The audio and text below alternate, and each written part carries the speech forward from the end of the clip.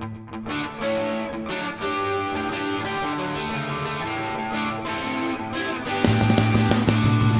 shorthand, money is the opposite of culture.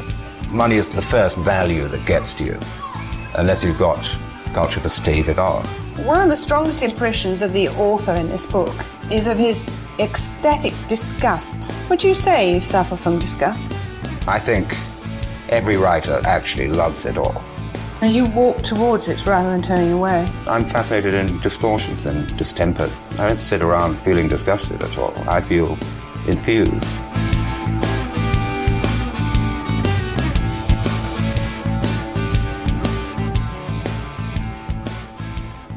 Feels like quite a special honour to have been invited once again into the living room of an author who I've been introduced to through the novelist Jonathan Coe. Graham Caveney is the writer I'm speaking to on this episode, the episode being about Martin Amis's magnum opus, released 40 years ago this year, Money, a Suicide Note.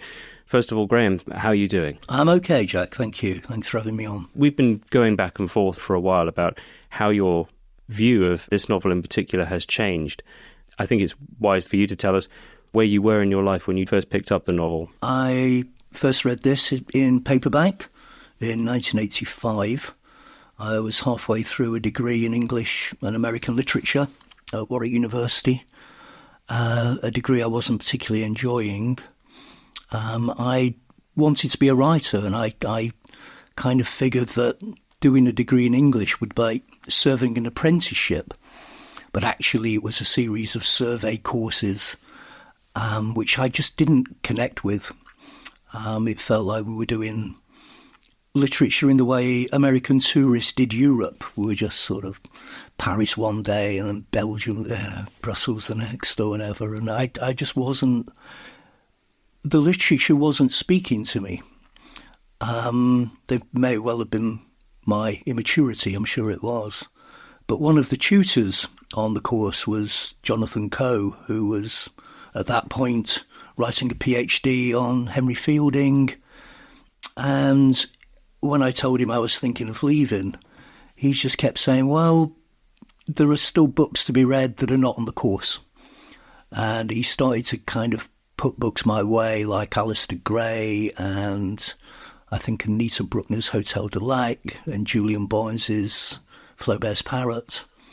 And I don't think he actually lent me money, but because I was part of this kind of exchange of contemporary fiction, I picked up Money. And it felt like listening to The Clash's first album for the first time. It was just this astonishing, iconoclastic swagger, this transatlantic drawl that unsettled me. I wasn't quite sure. I read it, and then I turned to the first page, and I just thought I would just read it again, which I very rarely did, and indeed do. What inspired you to read it again the second time? You said there that you were unsettled. Yeah, the sheer audacity of the sentences, the verbal gymnastics, the somersaults, the compound words, the voice. I know Amis would later go on and worry. He said that when he handed the novel in, he worried that he'd written this book that was pure voice, but that was actually what appealed to me. And as you know, I've been rereading the critic James Wood, and his essay on Amis starts with the insight, which was borne out by my experience, that from about 1945, there seemed to be a treaty that English novels could not be interesting for the next 30 years. It just was this arid kind of landscape. There were exceptions like V.S. Naipaul. But on the whole, as someone who was trying to find their own voice, trying to find the readers and the writers who I could connect with as a 20-year-old man at that point, England was not the place to find them, which is why I did English and American literature, because it seemed to me, and I think to Amis and lots of people my generation, that really the novel belonged to America after the Second World War. Mailer, Updike, Roth, Toni Morrison, a whole kind of new voice, not of modernism, but a modern voice. One that was able to kind of address the dizzying, vertiginous world of post-war, the post-war world. And the Brits just weren't doing it. The Brits just couldn't do it. And so there was this vacuum, and it felt like even that I was doing English and American literature, and here was an English writer who was writing American. He just filled that void. And it was the first book of his I'd read. I don't know why I'd not read the others. So I went back and just devoured the other books. But because Money was my first one, Money was the one that was dearest to my heart. And I bought several copies and distributed them around. And I mean, this is about the 9th copy I've bought, seriously, because I can see it's a modern copy there. Yeah. Not the original polished Money typography. Urban excess. That's right. Yes. So you reread it. What, after that second reading, do you remember feeling? It's now possible to write about the contemporary moment.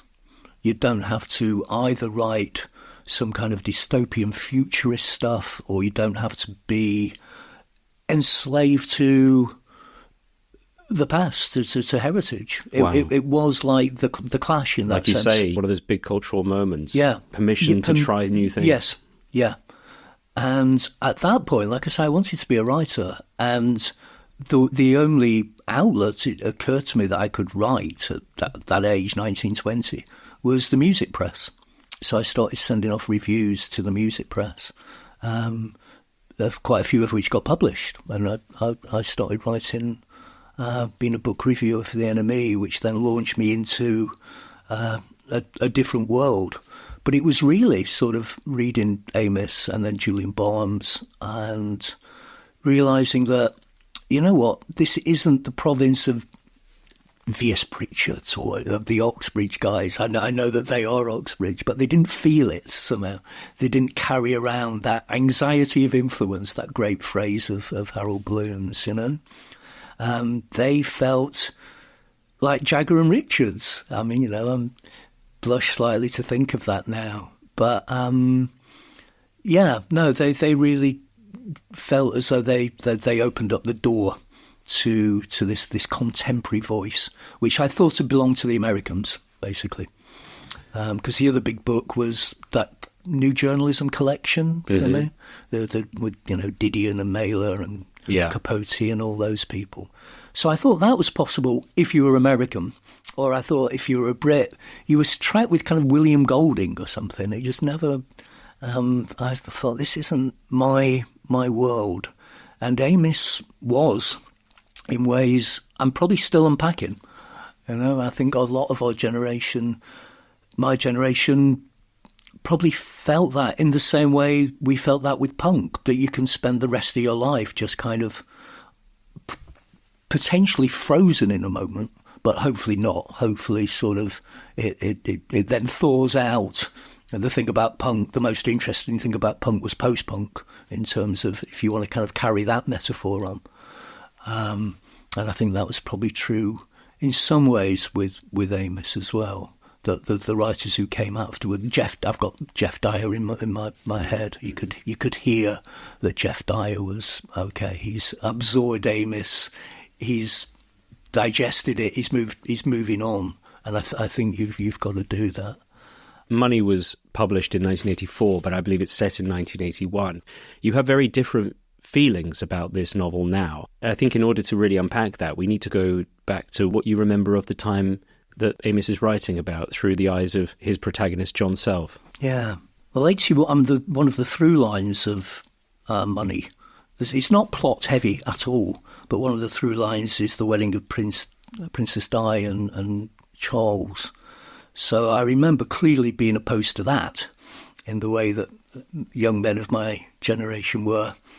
But mainly I remember this explosion that had happened called Thatcherism, the early days of that, although we probably didn't call it Thatcherism then. We just called it...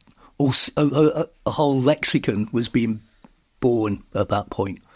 In retrospect, was probably best known as Neoliberalism. But it felt full of potent and dread and possibility and excitement, and those things were kind of coexisting with a kind of uneasy alliance. The idea of a collective world, of trade unions, of dreary things like a welfare state was slowly being called in, not slowly, quite rapidly. It was becoming clear that those belonged to a bygone age. So, and I was 17 in 1981. So I was the right age to be both a victor of that and also the vanquished of that. And a few years later, when Thatcherism really took hold, she introduced things like the enterprise allowance scheme, and I was able to set up on as a freelance writer on that, which was ironic because everyone I knew who was on the enterprise allowance scheme was vehemently anti-Thatcher. And yet we were all taking this 50 quid a week, and we were all kind of, there were stand-up comedians, there were rock bands, there were puppet troupes, the radical theatres, all taking the Thatcher dime. But you had reason to be opposed because what she was also doing was closing the humanities department, cracking down on things that didn't have direct economic potential to grow GDP, which in the book is hinted at a lot through John Self, who is wrestling always with this sense that he wants to, as he puts it, break out of the world of money and into the realm of thought and fascination. But as a working class lad done good in Thatcher's world, he doesn't know the way. Yeah. I suspect you couldn't relate to him at all. Well, I came from the industrial north that was no longer mighty or industrial. It was post-industrial, and that's always a phrase that gets followed by the word decline. So this small mill town in the north of Accrington, which had once been the centre of King Cotton, and once that had gone, it was replaced by nothing, not even service industries. So I knew the working class. What I didn't know was the working class who were entrepreneurial. My working class were, you did the jobs that your dad did, and you stayed in this small community, and it was all very community focused. My mother and father were at school together. They didn't really leave a 4-mile radius. So the shock of the Thatcher revolution was to give people from that kind of background, my kind of background, just obscene amounts of money, which we hadn't earned or we hadn't inherited. I'm not saying me, but people around me. And the chance, was it the same year that the Pet Shop Boys released Opportunities? I think so. Yeah. Yeah. I mean, there couldn't be a finer soundtrack to this. And you didn't need... I remember on Monday mornings, The Guardian used to do adverts for job adverts, and it was always creative media and marketing, as though they were the same thing. And really that was just a very broad church for anyone who felt they could be on the make a bit. And of course there was lots of pushback. There was the miners' strike in 1984. There was Greenham Common. There was lots of outrage about what Thatcher was doing. There were about 3 million unemployed. I remember my dad saying, if there's more than 1 million unemployed in this country, there'll be a revolution. That was in the 70s. There's 3 million unemployed. And, of course, people were taken to the streets. There were riots. And there was no shortage of people writing about this. What was unique from my point of view was to read somebody who created an embodiment of it. This grotesque embodiment that was almost a celebration. It sucked you in because you were laughing with as well as at. It was a real uncertain, disconcerting kind of laughter. Not quite farce, not quite satire, certainly burlesque, vaudevillian, something of Hogarth meets a Viz comic. Yes. That's a brilliant description. Do you ever remember meeting anyone in the 80s who reminded you of John Self? When you picture him in your mind, what does he look like? He looks like Robbie Coltrane. I thought the very bad film that had, was it Mel Smith who was in the film, which I didn't really think worked. If it had been Robbie Coltrane, I think it would have been a winner, really. But you'd see them. I used to go to London to the Enemy offices or later the Face or whatever, and you would actually see city boys, loud, yobbish, in your face, waving their wands. I mean, on TV, there was a comedian, Harry Enfield's early character, Loads of Money. And it became, Enfield's idea was obviously a pantomime, but it became a very real chant. It was an extraordinary outpouring of the very worst elements of masculinity, which is what John Self embodies. I mean, I couldn't imagine this book being written there, let alone published. When you mentioned earlier how Amos submitted the manuscript worried that this novel was going to be pure voice, I mean, it is largely voice, but then again, it is pure self, pure John Self, the ego, the narcissistic drive to sate all appetites. And of course, he's always appealing to the reader to question their own motivations. And what about you? How's it working out for you? Oh, brother, sister. Yeah, that Christian appeal from the pulpit of the slovenliness in which he lives. Anyway, rereading it in 2024, 40 years after it was published, what are your thoughts now? Well, I think there's a story told about money, which is similar to the one that I've told, that there's the publication inspired a whole generation of intense young men with trembling hands to smoke roll-ups and speak in a transatlantic drawl, and that excluded women. And 40 years we look back post-Me Too and go, oh dear, what have we done? I can see why that story has traction, but I just don't quite buy it. And looking back, I've been struck by the similarities between this book and Andrea Dworkin's work, which has never occurred to me. You know, her books on pornography and her books on intercourse, in which she talks about basically all male intercourse is rape. I mean, it's an extraordinary polemic, this sustained polemic. And I've always thought of them as kind of opposite ends of the spectrum, as it were. But actually, there's a really kind of strange dovetailing of these two voices that have been going through my head. You asked me to come up with some passages that you'd like me to read. And I struggled to find, to begin with, a passage that didn't have a rape joke. And that troubled me. I don't want to, be overly censorious about this. Amos is not John Self, and this is a work of fiction, and I don't have any problems with fiction going where it needs to go.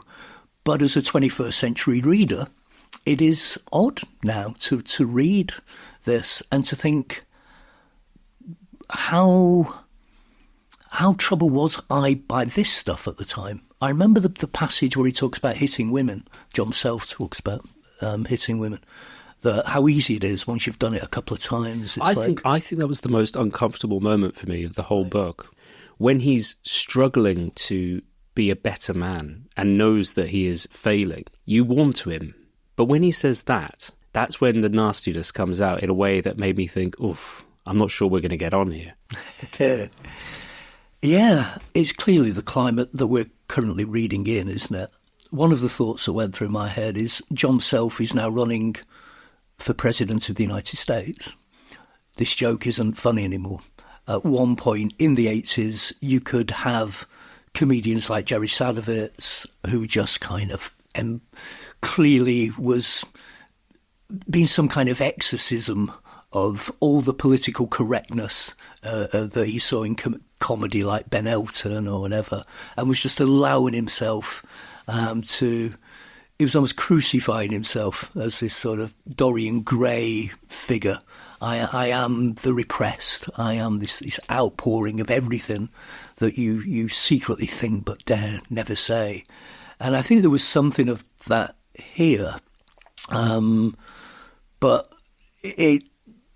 there was always that sense of, well, that's not really us. We're able to close the book. We're able to move on and read some of the other fascinating writers at the time, Alistair Gray and James Kelman and Anita Bruckner. And reading it now, it feels like you reach the limits of irony. You reach this point where nothing quite dates like comedy as well.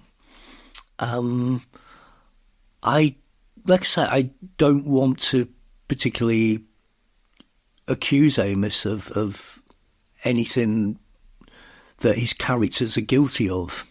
And that negotiation, I think, is something that plagued him really unfairly throughout his career. That conflation of the world that he described and the person that he was. From what I gather, he couldn't be further from that. And I've been watching a lot of YouTube interviews with him, and he's so measured and considered in his answers and so thoughtful. But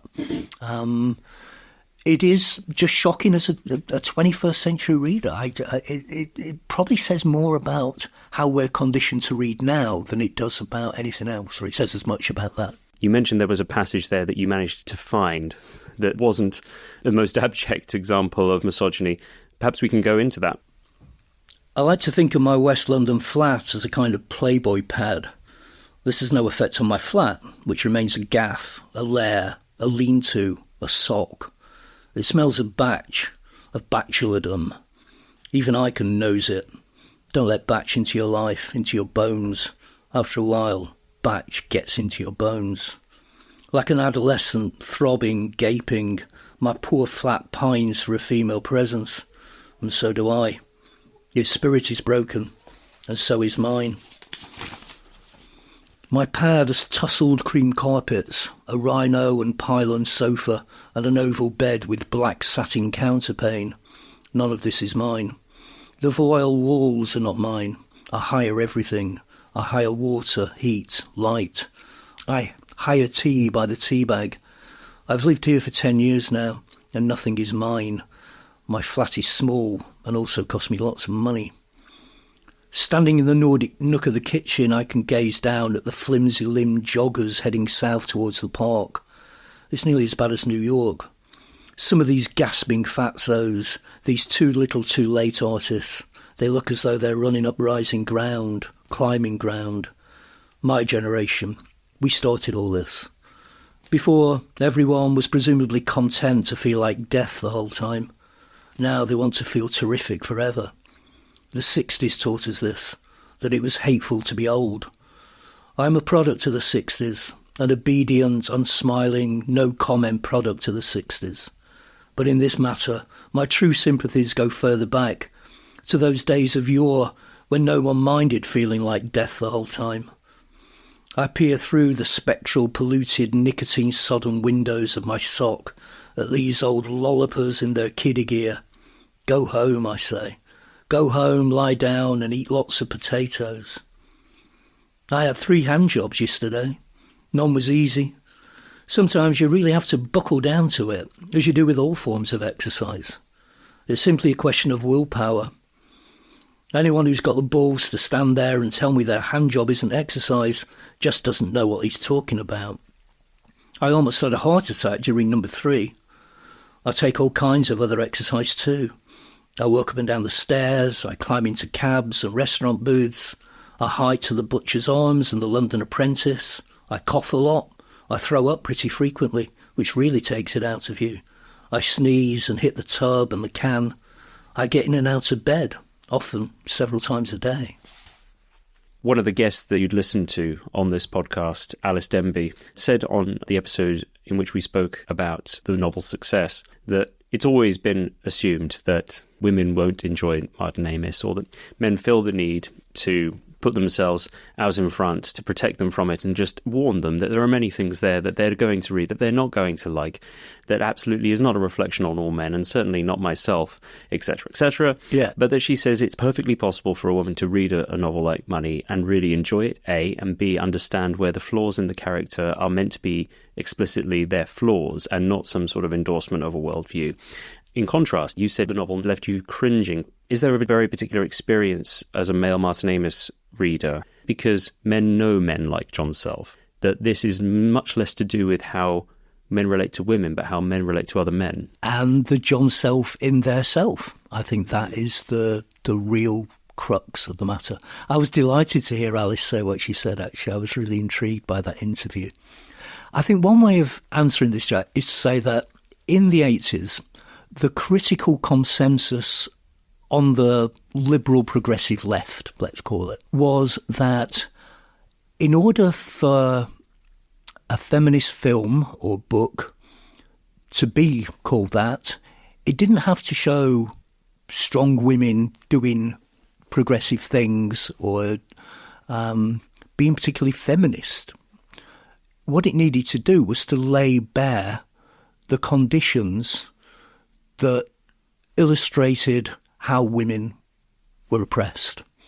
And in so doing was an implicit call to some kind of emancipatory thought, practice, politics.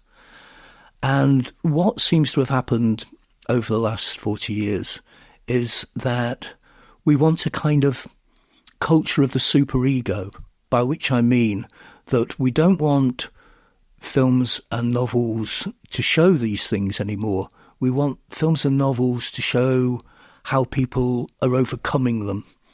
And we want narratives of triumph and escape and victory and empowerment, which are fine, but those are all narratives that happen on an individual level. You know, not everyone can be a success by definition. Some people have to fail. And that seems to me a complete 360 as a sort of trajectory of what counts for a progressive reading. And I kind of forget that that's where we are. I often think, in many ways, Amis and Roth should be gifts to, and used to be in some ways, gifts to feminist readings.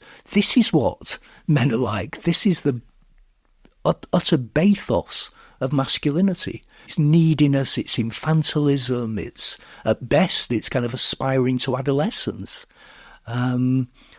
Look, this is our gift to you. And now that's not, that gift is maybe understandably no longer being gratefully received.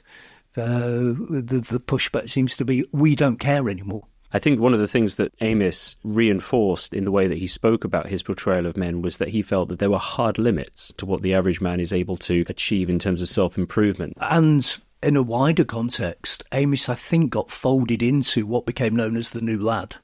So you had Loaded magazine and you had GQ, and I was writing for GQ, so I knew this kind of firsthand. Right, okay. This way of renegotiating masculinity that some men felt, we've been castrated by feminism. We're on board with it to some extent, but we feel that male heterosexual desire has been lost. And so we're going to try and sort of rebalance this by playful and ironic embracing of football, drinking, tits and arse. Again, enter Amos is a few years before this. So, is kind of called on board by the James Brown Loaded generation as kind of, he's a kind of laureate of this new laddish aesthetic. But I don't, everyone has their great subject, right? Henry James was Europe and America, Anita Bruckner, Exile, and Amis's great subject, I don't think he ever really recovered from, the reason I chose that was the 60s. That's the reason I chose that passage, and particularly the sexual revolution of the 60s. He was both a victim of it and also he benefited from it massively whilst being utterly baffled by it. Do you think Money is arguably a book about the 60s more than it is about the 80s? Yeah, it's about a generation who come of age in the 80s, who were born in the 60s and carry around this kind of inheritance that they're still unpacking. They don't quite understand what it is. There's a deep gratitude to the 60s in Amos. Imagine what it gave us. Imagine what I didn't have to go to war. I was I got all the benefits of Jimi Hendrix and Janis Joplin and LSD and all those eye-opening moments, and a free education and a free NHS and a world in which everything seemed to be going my way and was always going to get better. So why do I feel so fucking awful, was the question behind Amos, I think. And it's the question behind John's self too, isn't it? Yeah, when he talks about the world he's seeing now in the 80s, as a man who's just turned 35, I think, in the novel. That's right. He says the cue to the doll starts at the exit from the school. Sometimes when we talk about 2024 and the 2020s in general, we'd say, the 80s was a boom period. But he's already talking about the fact that the losers there are right out on the street. You know, the sponge, as he calls it, of upended suitcases and mattresses, going to downtown New York, walking through Harlem, the rich and poor housed as close as two faces of a knife. Yeah. Let me have a look. My head is a city, and various pains have now taken up residence in various parts of my face. A gum and bone ache has launched a cooperative on my Upper West Side. Across the park, neuralgia has rented a duplex in my fashionable East 70s. Downtown, my chin throbs with lofts of jaw loss. As for my brain, my hundreds, there's Harlem up there, expanding in the summer fires. It boils and swells. One day soon, it is going to burst. Memory's a funny thing, isn't it? You don't agree? No, I don't agree either. Memory has never amused me much, and I find its tricks more and more wearisome as I grow older. Perhaps memory simply stays the same, but has less work to do as the days fill out. My memory's in good shape, I think. It's just that my life is getting less memorable all the time. Can you remember where you left those keys? Why should you? Lying in the tub some slow afternoon, can you remember if you've washed your toes? Taking a leak is boring, isn't it? After the first few thousand times. Isn't that a drag? I can't remember half the stuff I do anymore, but then I don't want too much. Waking now at noon, for example, I have a strong sense that I spoke to Selina in the night. It would be just like her to haunt me during the black hours when I am weak and scared. Selina knows something that everyone ought to know by now. She knows that people are easy to frighten and haunt. People are easy to terrify. Me too, and I'm braver than most. Or drunker anyway. And it's that thing of anxiety and affluence, the great sociologist of the 1950s, where America has never had it so good. Virtually full employment. Hell, all the signifiers of success are in place. So where is it? What's the thing? What's the hook that will complete this? And in its absence, why is it pulling everything else around it into disarray and meaninglessness? It seems to me that what Amos is really good at is not being a particularly rigorous philosopher, but being interested in enough in philosophy to kind of want to ask that question and answer it in fiction. So his novels pose these grand philosophical questions, which he then answers in a different sphere, in a different genre entirely. And I think that's exciting. He's not like Iris Murdoch, a philosopher who poses intellectual, philosophical questions and then answers them as a philosopher. You know, that's where that's where the poet in him comes out. That's when the lover of sentences comes out, and that's where the meaning is, even whilst the meaning is groping towards a certain kind of nihilistic despair, I think. But I think that if you keep on scratching beneath the surface of these astonishing somersaults, these semantic aerobics that he does, I think you find there's actually an old-fashioned humanist in Amos who believes that women will redeem you, and that somehow either Selina Street or Martina Twain These women who hold out the promise of somehow regular life, whatever that is. Yeah, very much an idea that I think Martin Amis, from his generational perspective, held to. I think that's definitely something that's dated. I mean, I think there's another conflation there as well, I think, which is that it's not just women who are redemptive, it's women, cultured women as culture, and culture as feminizing as well. Right, that yes. Somehow opera, when you go, John Self, there's a wonderful episode where John Self goes to see Othello, the opera. With the burning cannonball on his lap, that's needing to right. take a piss. He doesn't realise until Martina tells him afterwards that actually Desdemona has not been unfaithful. Oh, really? He's alarmed by that. And of course, the various novels, the two novels, is it, that Martina lends him, both Orwell, is that right? That somehow a parody of that version of that I was brought up with, really, that if the F.R. Leavis view of the world, that in the absence of God and the absence of those firm structures that we had in the Victorian world, we have what Matthew Arnold calls spilt religion, that books are improving and they will kind of do the emotional work and also the moral work. They will teach us how to live, and there will be life lessons, that sort of thing. And that was very much how English literature was taught post-war. I mean, I was brought up with that version. If you want to understand life, read Lawrence. That was the thing. And if you want to understand politics, read Orwell. And if you want to understand how clear prose works, read Orwell. A certain kind of common sensicality to him, but also unpredictability. But, it was essentially sort of Britain is, or the Brits are socialist at their core, that socialism really is just common decency, that the British, if they're allowed to, will get on with. And, of course, Orwell's famous 1984, this sort of dystopian horror bit.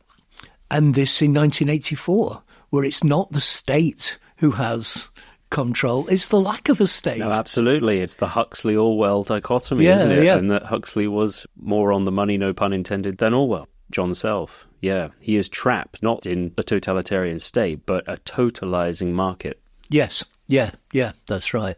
Where hedonism is the empty currency, the devalued, debased currency. And he wants to break out of it, but he can't. To me, this is what makes the novel so important even today. Because as you mentioned at the very beginning, what you lived through in the early 80s was the start of neoliberalism. And we are living with the full fallout of all of that now. And so revisiting this novel, I think, is always a chance to understand the morbidities as they were becoming more apparent. After all that kind of unsettlement that I described, kind of, wow, he got away with that, and the strangeness of the 21st century. I then reread James Wood's essay on him, and Wood has got really interesting things to say about how Amis's talent is often in danger of punching down a bit too much, that he squanders some of his comic gifts with the easy cartoon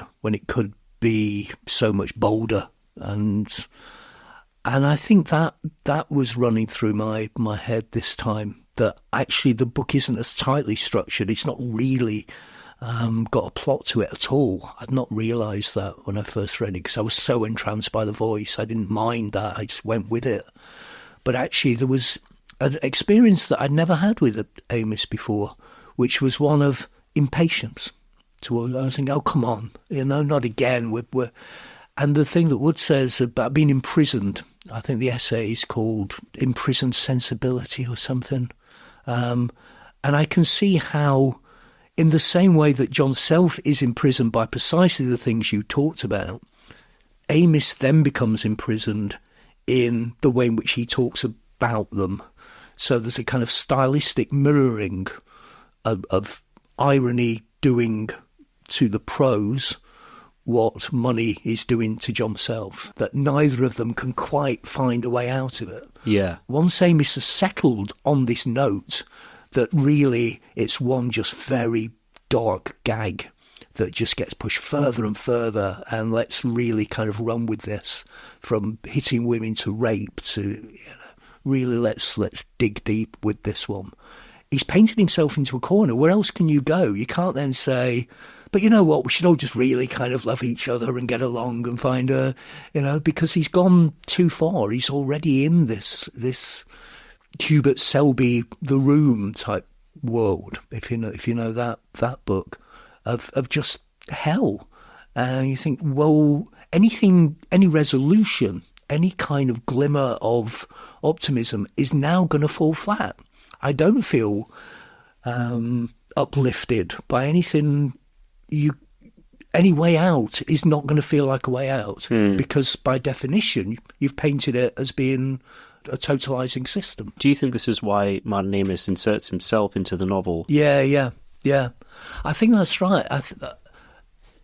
Well, answering that by American Psycho, the only way in which Ellis seems to get out of it are these strange moments where he talks about rock bands. Do you remember that? He says, Genesis's first album is an interesting... Yes. And you're so relieved that there's a kind of break, and suddenly you step back and you think, this isn't real. This is some bizarre kind of fantasy taking place in the head of Patrick Bateman. When you read, he's playing chess with Martin Amis, suddenly it's this jolt where the mirrors are all shattered. Because for 1 minute you're in this kind of hellish hall of mirrors, wherever you look is just reflected back at you. Grotesque versions of yourself, John Self, the male self. And it all just becomes this kind of tempestuous, moronic inferno, And then suddenly enter a chess match with the author. And you think, right, actually we're in the world of Nabokov. And it does kind of break the tension. But I think it then it breaks the novel's jeopardy as well, I think. So I don't know if it's a successful novel in its own terms because of that. I don't know how rigorously it was edited. I don't know if at that point no one dare edit Amis. Fascinating question. I mean, I know that famously Iris Murdoch didn't allow her novels to be edited. I would love to know how much editing there was of a novel like Money, because as you say, stylistically, it is so idiosyncratic. But I think that we spoke about the last reading you wanted to do for this being at the very, very beginning, not in the voice of John Self, but actually in the voice of the author, which is the prelude to Money. Yeah. This is a suicide note. By the time you lay it aside, and you should always read these things slowly on the lookout for clues or giveaways, John Self will no longer exist. Or at any rate, that's the idea. You never can tell, though, with suicide notes, can you? In the planetary aggregate of all life, there are many more suicide notes than there are suicides. They're like poems in that respect, suicide notes. Nearly everyone tries their hand at them sometime, with or without the talent. We all write them in our heads. Usually the note is the thing. You complete it and then resume your time travel. It is the note and not the life that is cancelled out, or the other way round, or death. You never can tell, though, can you, with suicide notes? To whom is the note addressed? To Martina, to Fielding, to Vera, to Alec, to Selina, to Barry, to John Self? No. It is meant for you out there, the dear, the gentle. Graham Caveney, thank you very much for appearing on this episode of My Martin Amis. Thank you, It's been Jack. an absolute pleasure. Thank you, Jack.